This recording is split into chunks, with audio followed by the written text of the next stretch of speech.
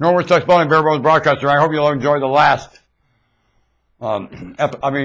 broadcast of Bare Bones radio broadcasting. Any of these broadcasts are good for a broadcast. You can take any of them and go to town with them. This is stuff you could take it to the classroom, or study me, or study what I'm talking about, either one. That's for sure. You study yourself with it. Take it to the classroom and turn to a conversation, talk about yourself. Not living. Any of my work. That's what I do. I'll give you things you can take and talk about yourself with. And mature as a class. That's what class is. You know, the trade school teachers I had were so awesome. So much different than grade school and high school. Oh. The curriculum wasn't the issue. Is what it meant to you was the issue in trade school. I am the most privileged human being on God's earth to go through the trade school education I've been through. And it's that challenge coming at you right now. It sure is. Local 306 in Akron, Ohio. Wow!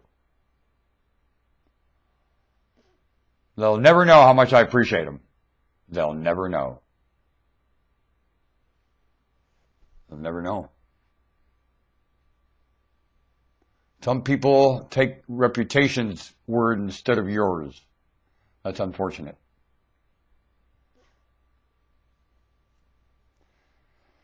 It's unfortunate. What's most important here? Reputation's word or what's right in front of you? What do you know more from? Reputation's word, the report, the statistics? The stats don't lie. Oh, really? Have you ever heard a dumber remark in your life? The stats don't lie? What else do they do? You can blow holes in the whole idea of it. All the way through the whole experience of it. It holds no water at all. It's got more holes than any bucket or Swiss cheese could hold. Get serious. Especially what it means. It gets so gooey you can't hold any water there. Get serious. That's what's wrong with the census. And the paper just made, oh, we got so much that we can learn from the census. What did you learn? You know, tonight I went by a school building. House of Learning. When you get done with this experience, you're old. What did you learn? Ask somebody in their 90s what they learned. You learn in school, you learn in living. You learn in reasoning. What do you learn? What? Definition, mammal, forest, curiosity and fun. What does that learn? What? Where's my, oh. What's it learn? Learn? Have you ever heard this term? Lean not unto your own understanding, but trust the Lord with all your heart. I want you to ponder that sometime. You'll find that the key word in that proverb is not trust. It's lean. It's not even the word not. I want you to focus on the word lean. And then tell me trusting the Lord really is a crutch you can lean on. Of course, the proverb says lean not. And I find people leaning on the trust, claiming that's what the proverb says. It says lean not. And the trust in the Lord has no leaning in it at all. What I find is when you use the word trust and the function you put to it is not the same as in that proverb at all. That word in the proverb would be more like curious, the way you use the word curious. Lean not into your understanding, and no buts. Function curious with the Lord. That's a pre-written script in your logic and wit. You're a needle on that record. RCA, Red Seal, Caruso. and at his best day in recording, too.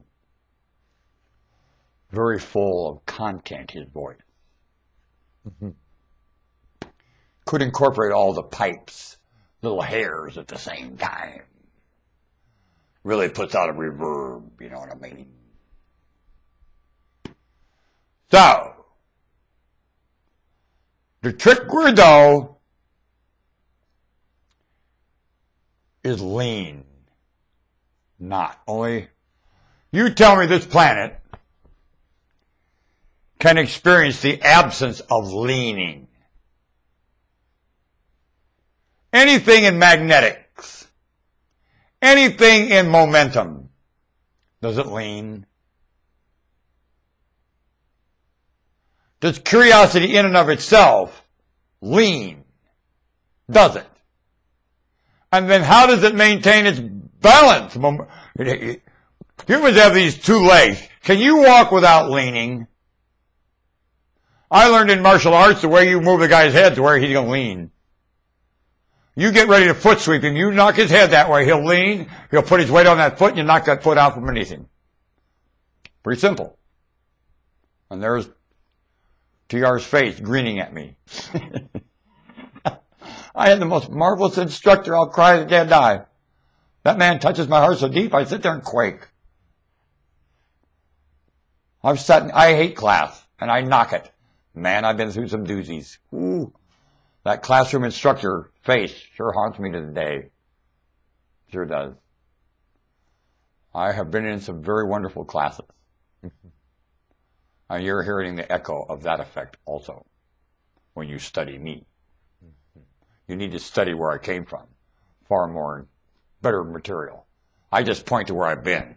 You need to study that. Anytime you look at me, I ain't to study. Where I've been is to study. Big time. That's the study. I know a gal that writes for the Oregonian. She's the sweetest girl, and you know everything she talks about, it's a gross That gal has no business considering any of the subjects she reports on.